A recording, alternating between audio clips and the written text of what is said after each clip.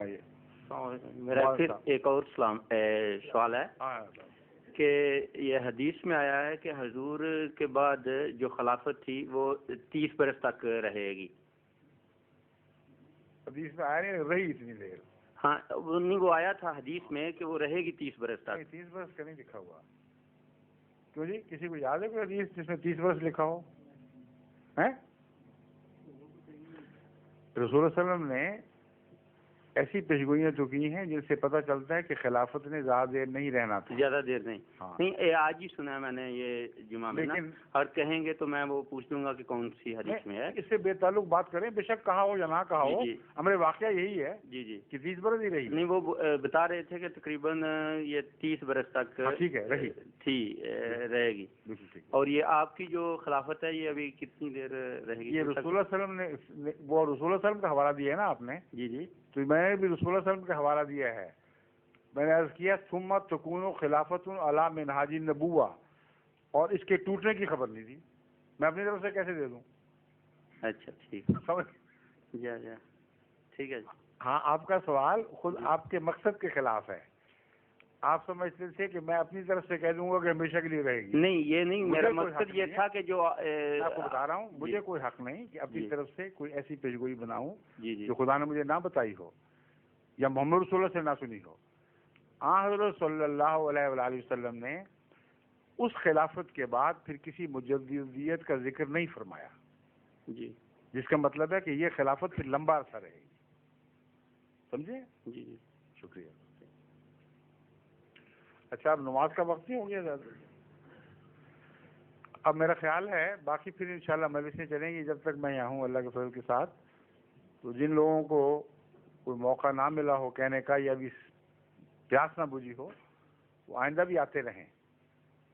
اور اللہ تعالیٰ کے فضل سے جہاں تک مجھ میں طاقت ہے میں آپ کے دلوں کی تسلی کرانے کی کوشش کروں گا. لیکن دل کی تسلی اللہ ہی سے ملا کرتی ہے. اصل واقعہ یہ ہے. کوشش کرنا انسان کا فرض ہے مگر اپنے لیے دعا بھی کریں. دعا کریں کہ اللہ میاں اگر یہ سچا سلسلہ ہے تو پھر ہمارے دلوں کو اطمینان بخش اور طاقت دے کہ اب تک جو ہم نے عمر ضائع کی اب ہم اس امام مہدی کے سلسلے میں داخل ہو کر اس کے ساتھ خدمت دین کریں. اور اگر یہ جھوٹے لوگ ہیں تو ہمارے دل پر جو اثر پڑ جاتا ہے باتوں کا تو ہی ہے جو مٹا سکتا ہے. اور صرف مٹانا بلکہ ان کو ٹھیک کر. یہ دعا کرنی چاہیے نا آپ کو. درست ہے نا؟ مگر جب یہ دعا کریں گے تو ٹھیک سے کیا مراد لیں گے؟ مولویوں جیسے ہو جائیں. یہ بھی سوچ لیں. باقی مسلمانوں کی طرح آپس میں پھٹ جائیں. آپ حضرات میں بھی مسجد میں کوئی لوگ جو جیسے اسلام کی اصلاح کے بچوں کو بتاتے ہیں وہ تعلیم دیتے ہیں. ٹھیک ہے. تو کیا ان کو بھی مولوی کہا جاتا ہے کہ آپ کو مولوی سے اتنی نفرت ہے بار بار مولوی؟ میری بات میں بتا رہا ہوں. مولوی نماز پڑھاتے ہیں. میری بات سنیں. ان کی نماز پڑھانے پہ مجھے اعتراض نہیں. جی اس بات پر اعتراض ہے کہ مسجد میں ایسی باتیں کریں جس سے فتنہ پیدا ہو. آپ ان حضرات ان مولویوں کو کہیں جو ایسے کرتے ہیں. ایسے مولوی مجھے وہ مولوی دکھائیں جو ایسا نہیں کرتے. میرا خیال دیکھیں یہاں بھی مسجدیں ہیں انگلستان میں بھی دنیا میں ہر جگہ مسجدیں ہیں. ہر مسجد سے جو آوازیں اٹھتی ہیں وہ صرف خدا کی عبادت کے لیے بلاتے ہیں. جب بلاتے ہیں تو آپس میں ایک دوسرے سے لڑتے ہیں ایک دوسرے کے خلاف باتیں کرتے ہیں. لیکن میں جن مولوی صاحب سے پڑھا انہوں نے بڑی اچھی وہ بڑے نیک آدمی ہیں.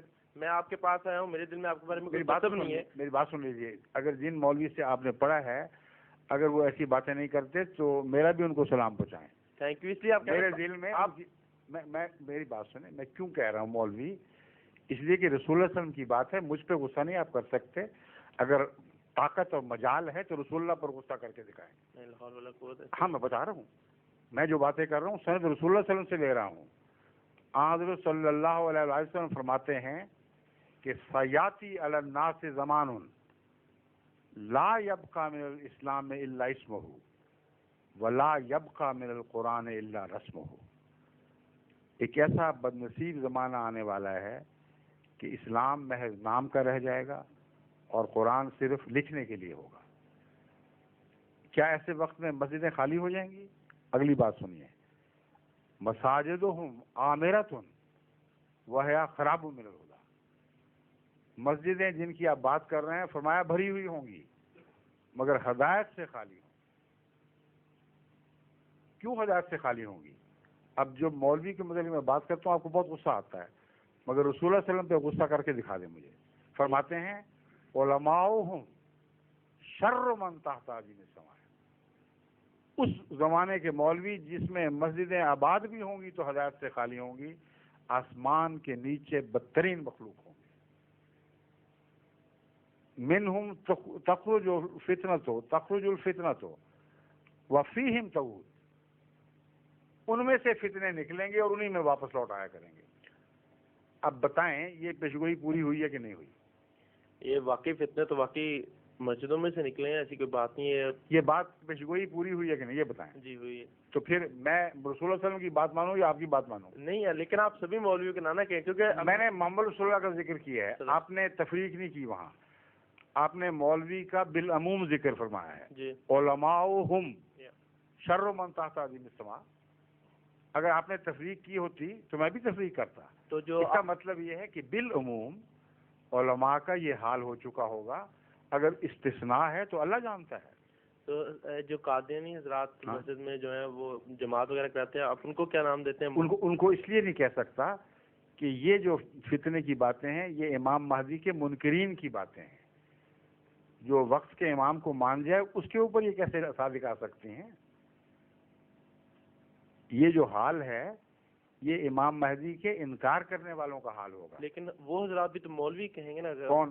جو قادیانی کے، ان کو بھی آپ مولوی کہیں گے؟ انہیں ہیں مولوی. ہمارے مولوی صاحب کیوں یہاں کتنے مولوی ہیں؟ نہیں، میں دیکھنا چاہ رہا ہوں نا کہ ہاں جگہ کی شکلیں دکھاؤ اپنے مولوی صاحبان. شکریہ. یہ دیکھیے یہ دو کھڑے ہو جائیں. یہ دیکھ لیں. نہیں، بڑی خوشی. یہ بھی انہیں انسانوں کی طرح. نہیں فرق ہے.